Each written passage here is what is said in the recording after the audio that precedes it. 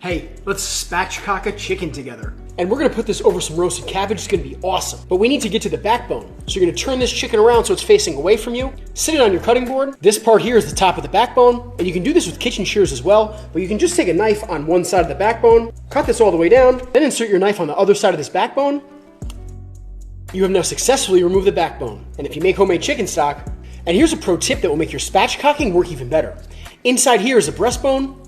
And I'll do it from over here so you can see it. But with your knife, give it a whack, then grab your chicken and just sort of pry it open a little bit. Now this is gonna sit a lot flatter and I can put it onto my wire rack. Then once you've cleaned all your chicken up, in a mixing bowl, we're gonna put about a half a cup of cider vinegar. This can also be any combination of vinegars or lemon juice. 2 good pinches of black pepper, about a half a teaspoon of onion powder, about a half a teaspoon of garlic powder, about a half a teaspoon of cayenne pepper. You can use less or more depending on your heat tolerance. 2 good pinches of kosher salt, and about a cup and a half of mayonnaise.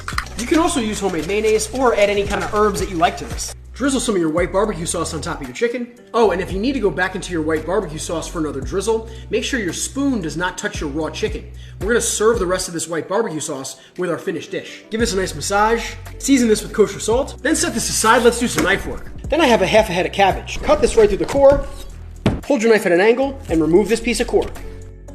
And I'm gonna slice this cabbage a little bit thicker. This will not only give us a really nice texture in our finished dish, but it'll ensure that it cooks right along with our chicken. Onto my half sheet tray, then 1 Spanish onion. And you can cut your onion like this or like this. Then our onions go onto our sheet tray. Chicken right on top, and you can see I'm using a wire rack, but if you don't own a wire rack, just sit your chicken right on top of this cabbage. Then I have an oven preheated to 450 degrees. We're gonna go in for about 40 minutes, or until this chicken skin gets nice and crispy, and the internal temperature of our chicken thigh hits about 160 degrees Fahrenheit. And follow me if you learned a new word today.